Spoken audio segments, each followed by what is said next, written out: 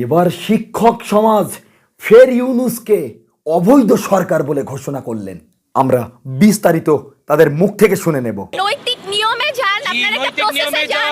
Doctor Yunus অবৈধ কেউ যে একটা গভর্নিং বডি হয়ে একটা পরীক্ষা হয়ে তারপর আসতে হবে, তারা তো সেই নিয়মে আসেনি। তারা যদি এই নিয়মে চলে আসে তাহলে অবশ্যই তাদেরকেও গ্রহণ করব। আমাদের সেটা কোনো কথা নাই। সে যে আমাদের বলতেছে যে আমরা আওয়ামী লীগের যে আমরা কারোই এজেন্ট না, কারণ আপনারা তো হচ্ছে গিয়ে সবাইকে ঢুকিয়ে দিয়েছেন কলেজে। দাবিটা কি আপনার বলেন তো? আপনাকে আমি আমার সবগুলো দাবি বলতেছি। আমাদের এই যে সহকারী অধ্যক্ষ স্যার, হ্যাঁ সহকারী অধ্যক্ষ স্যার, হ্যাঁ, তাকে কিন্তু কোনো প্রকার এখনো উনি কলেজ থেকে বহিষ্কার হননি, হ্যাঁ, উনি পদত্যাগ করেননি। তাই তাহলে কেন হচ্ছে কি ওনাকে স্টুডেন্টরা যেদিন দাবি নিয়ে আসছিল, যে লিস্ট করে আমাদেরকে দাবিগুলা দিয়ে সাইন নিয়েছে টিচারদের, সেখানে কি লেখা ছিল? কি লেখা ছিল? কি লেখা ছিল? জি অবশ্যই জানি। আপনি বলেন কি লেখা ছিল?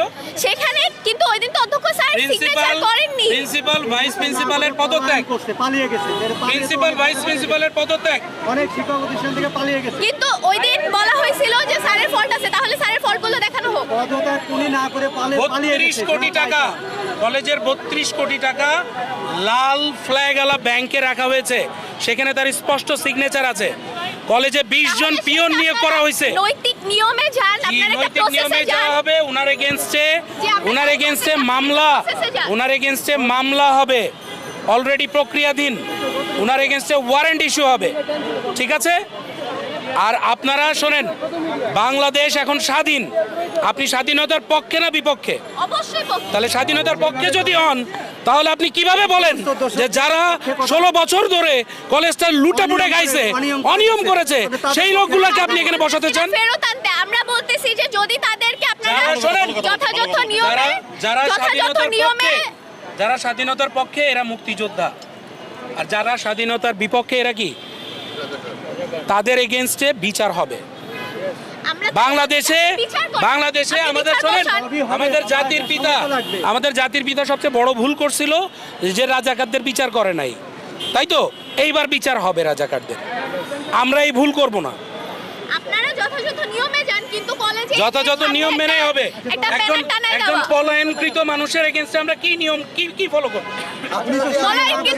কিন্তু ওনাকে কিন্তু বলা হয়েছিল যে উনি কলেজে জয়েন করতে পারবে, আবার সানডে থেকে ওনাকে জয়েন করার কথা বলা হয়েছিল। কে বলবে এটা? এটা আমাদের কলেজ থেকে বলা হয়েছে। ছাত্ররা আপনাদের বৈধতা কতটুকু? সরি, আপনাদের বৈধ এরকম প্রশ্ন করছে। আমাদের বৈধতা মানে আপনাদের বৈধতা কতটুকু? আমাদের কিসের বৈধতা? আমি আজকে 19 বছর ধরে এই জায়গায় শিক্ষক, আপনি আমার কিসের বৈধতা যাচাই করবেন? যে প্রশাসন এখন আছে, এটা ছাত্ররা এবং শিক্ষকরা, ছাত্র সমন্বয়করা এবং শিক্ষকরা একসঙ্গে এসে আমাদেরকে প্রপোজ করেছে। আমাদের টিচাররা সেই দাবি মেনে নিয়ে এনাদেরকে বসাইছে। এখন যদি আপনি বলেন এদের বৈধতা, তাহলে তো বাংলাদেশ অবৈধ। আমি কথা বলি, ইউনূস অবৈধ, ডক্টর ইউনূস অবৈধ। আপনি যদি এই কথা বলেন, তাহলে আমাদের বিচারপতি অবৈধ। ছাত্র সমন্বয়করাই সব করে গেছে, এখানেও তাই। বাংলাদেশে যেটা হয়েছে ছাত্র সমন্বয়কদের মাধ্যমে, ছাত্র সমন্বয়করা যেটা করেছে এখানে, সেটা আমরা মেনে নিয়েছি। আমরা দেশটা সংস্কার করতে চাই, দেশটা সামনে আগাইতে চাই। কলেজ লেভেলে কোনো সমন্বয়ক পদ দেওয়া হয় না। কলেজের সমন্বয়ক বলে না, আমাদের এখানে যে আন্দোলন হয়েছে, সেই আন্দোলনে যারা ছিল তাদের একটা লিস্ট করেছি আমরা, এভিডেন্স সহ, যে এখানে আন্দোলন যারা করেছে, যারা বুক পেতে দিচ্ছে, এরা